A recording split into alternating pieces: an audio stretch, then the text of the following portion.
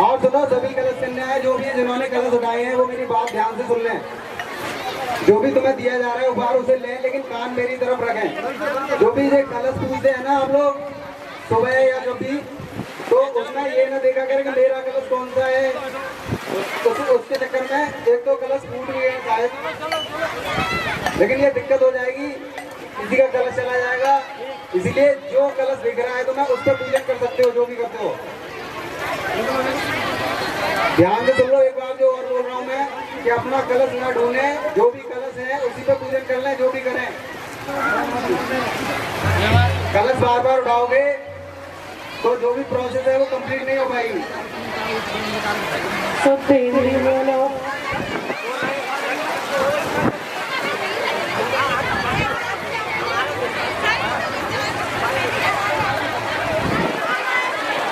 भैया सामने से दो यार, सामने से इसको हटा दो यार भैया, अरे हट जाओ यार सामने से।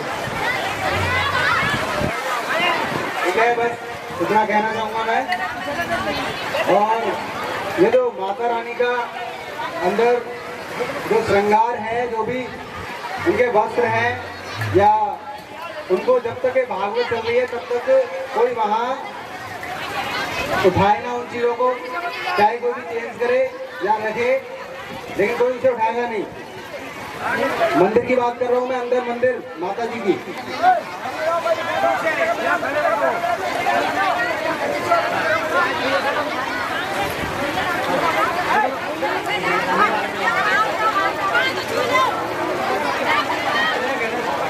अंकल अंकल अंकल, बोलिए वृंदावन बिहारी लाल की।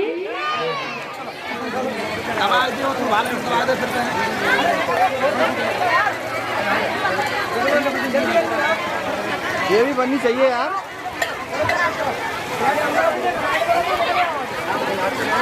समय का अभाव होते हुए हम कथा को आगे बढ़ा रहे हैं। सम्मान चलता रहेगा और सुनने वाले सुनते रहेंगे। तो आज पितामह को भगवान श्री कृष्ण ने दर्शन दिया और दर्शन देके भगवान ने पितामह का जीवन प्रभावित किया।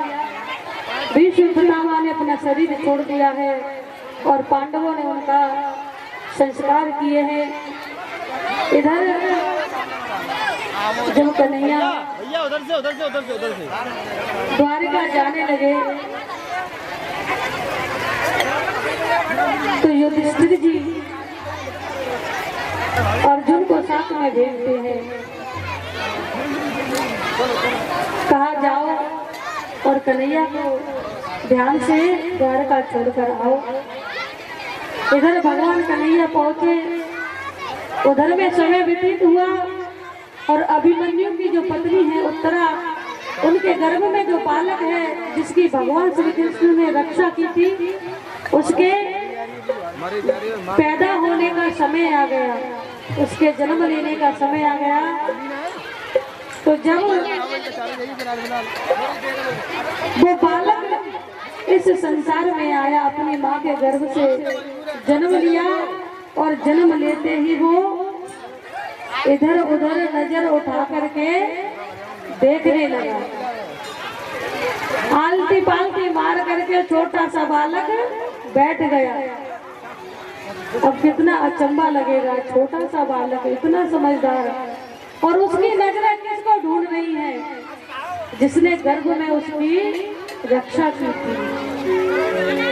उसको कोई भी गोद में लेता है तो वो बालक रोने लगता है, लेकिन जब भगवान कन्हैया को सूचना मिली कि मेरी बहन सुभद्रा के यहाँ पर पौत्र हुआ है, भगवान चोचक लेकर के आए, कुर्ता टोपी लेकर आए, और आते ही भगवान गोविंद ने जैसे ही उस बालक को अपनी गोद में लिया, वो बालक चुप हो गया और मुस्कुराकर खिलखिला करके हंसने लगा। भगवान ने उसके सर पे हाथ घुमाया और उसका नाम परीक्षित रख दिया है। बोलिए परीक्षित महाराज की। इधर भगवान वहां से चले जाते हैं इधर परीक्षित महाराज धीरे धीरे बड़े हो रहे हैं। तो देखिए जब द्वारिका का अंत आया था और भगवान कन्हैया इस संसार को छोड़ के चले गए थे, तो अर्जुन इस भांति अर्जुन का शरीर हो गया कि उनसे कोई भी वस्तु उठाई नहीं जा रही है। अपना जो गांडीव धनुष है ना, उसको भी खींचते हुए ला रहे हैं, उसको भी उठाया नहीं जा रहा है। क्योंकि देह से प्राण जब निकल जाते हैं तो शरीर किसी काम का नहीं रह जाता। और पांडव भगवान कन्हैया के उल्लास से ही जी रहे थे, उनकी उम्मीद से ही जी रहे थे। आज जैसे ही अर्जुन आए थे वापस, युधिष्ठिर ने देखा, कहा अर्जुन तुम्हारी ऐसी हालत क्या हुआ, तुमने किसी गाय को मार दिया या तुमसे कोई ऐसा अपराध हो गया। तो अर्जुन ने जैसे ही कहा भैया आज श्री कृष्ण हमको इस पृथ्वी पर छोड़कर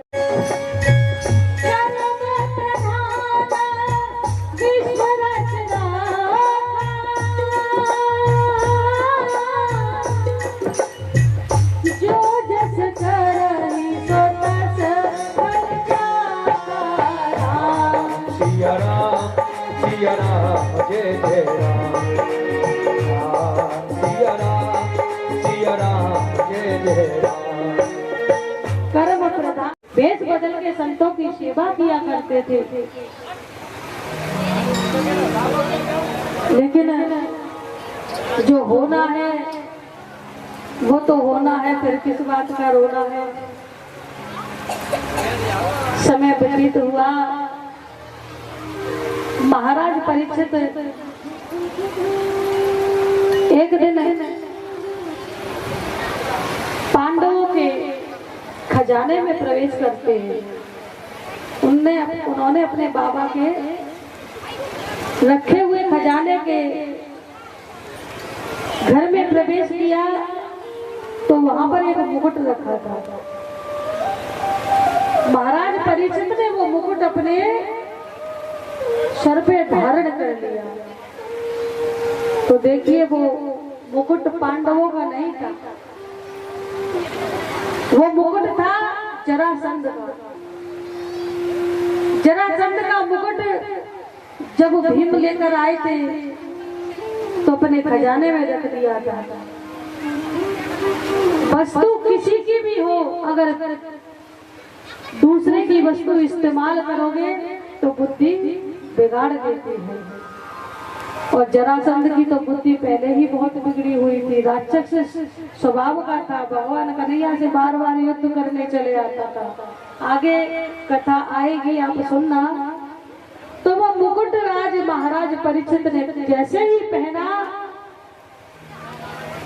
और उस मुकुट को पहन करके शिकार के लिए निकले। सुदूर वन में जाकर के जैसे ही उन्होंने देखा कि एक बहुत विचित्र दृश्य उनकी आंखों के सामने है।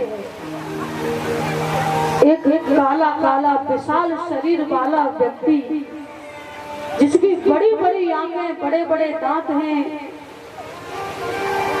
और तलवार लेकर के एक बैल के पैर को काट रहा है। धर्म चतुर्विधा,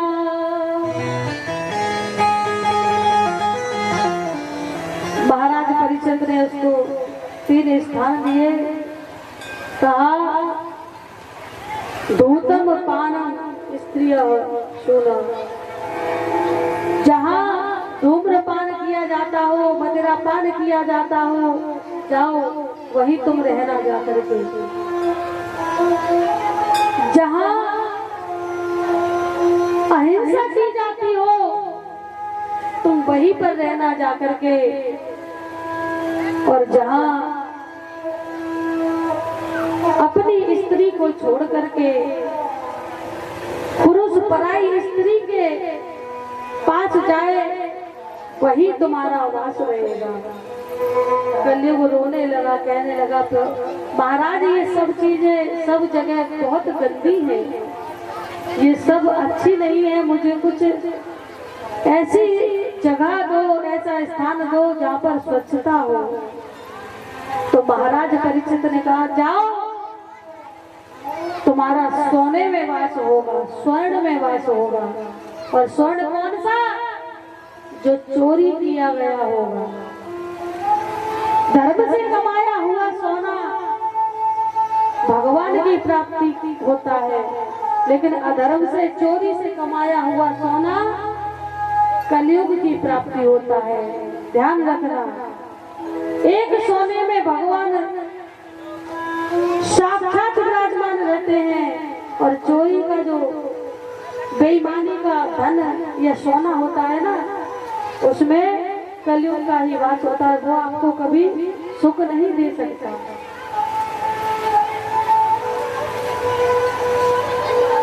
जहाँ पर स्त्री गमन किया जाता हो, जहाँ मदिरा पान किया जाता हो, कहते हैं कि भांग मांगे दूध दही।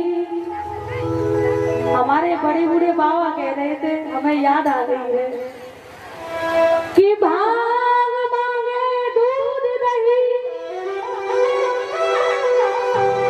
अफीम मांगे घी। बुरा मत मानना। और दारू मांगे जूता चप्पल, सोच समझ के पी।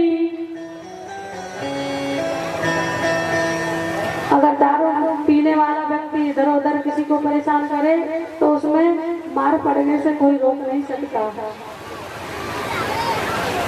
अहिंसा करना, किसी को परेशान मत किया करो। अहिंसा करने वाले व्यक्ति की बुद्धि कभी सही नहीं रहती। जो मांस भक्षण करते हैं,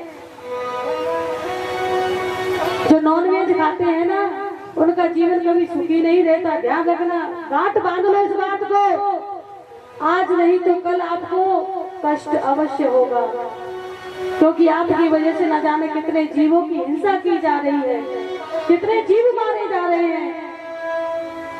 अरे मत खाओ, अपने पेट को जीता जागता शमशान बना करके घूम रहे हैं वो लोग जो मदिरा पीने के समय मांस भक्षण करते हैं, जीवों को खाते हैं। ऐसा मत करो, क्योंकि जैसे हमारे बालक के चोट लगती है तो हमें बहुत कष्ट होता है, वैसे ही किसी बकरी के बच्चे को काटने के लिए ले जाते हैं ना, तो बकरी बहुत तकलीफ में आ जाती है। अरे माँ तो माँ होती है, चाहे वो जानवर की हो या इंसान की, पीड़ा सबको होती है। क्यों खाते हो उनको काट के? क्या तुम्हें अन्न प्राप्त नहीं है? क्या भगवान ने तुमको अन्न नहीं दिया?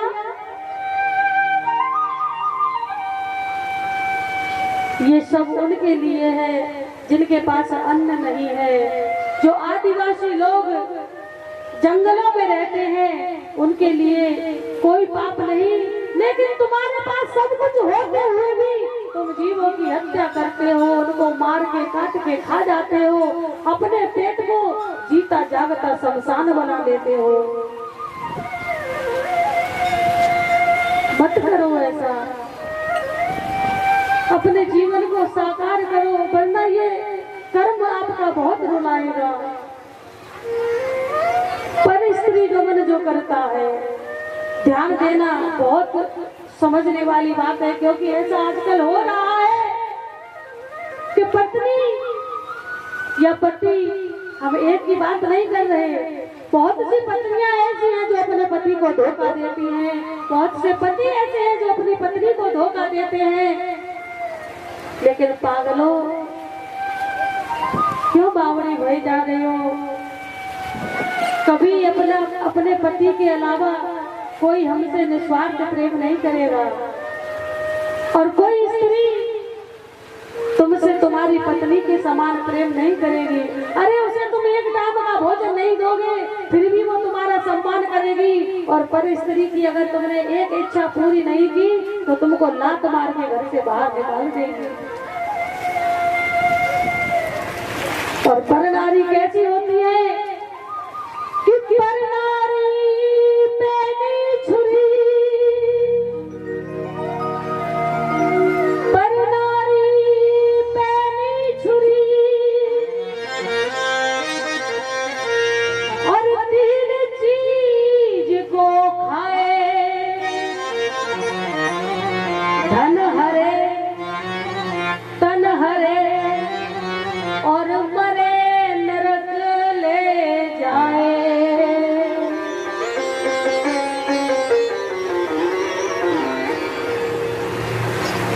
धन के लिए ही पर नारी तुम्हारे पीछे तुम्हारे जाल में रहेगी, तुम्हारे शरीर को कष्ट पहुंचाएगी और मरने के बाद तुमको नरक से भी बदतर सजा मिलेगी। नरकों का वर्णन आगे आएगा, आप सुनना जरूर। जो पति अपनी पत्नी को धोखा देते हैं ना, और जो पत्नी अपने पति को धोखा देती है, उनको लोहे के गरम गरम स्त्री और पुरुष जो होते हैं उनको वो खंबे के समान लाल कर दिए जाते हैं आग से, और उनसे चुपटा चुपटा करके हमारी आत्मा को यातना दी जाती है। क्यों? क्योंकि जो कष्ट तुमने अपने पति को दिया था, जो कष्ट तुमने अपनी पत्नी को दिया था, दूसरे को ग्रहण करके वो कष्ट तुमको भी सहन करना पड़ेगा। इसलिए भैया ये सबसे दूर रहो और अपने जीवन को खुशी खुशी जियो। बोले वृंदावन बिहारी लाल की। आज जैसे ही महाराज परीक्षित ने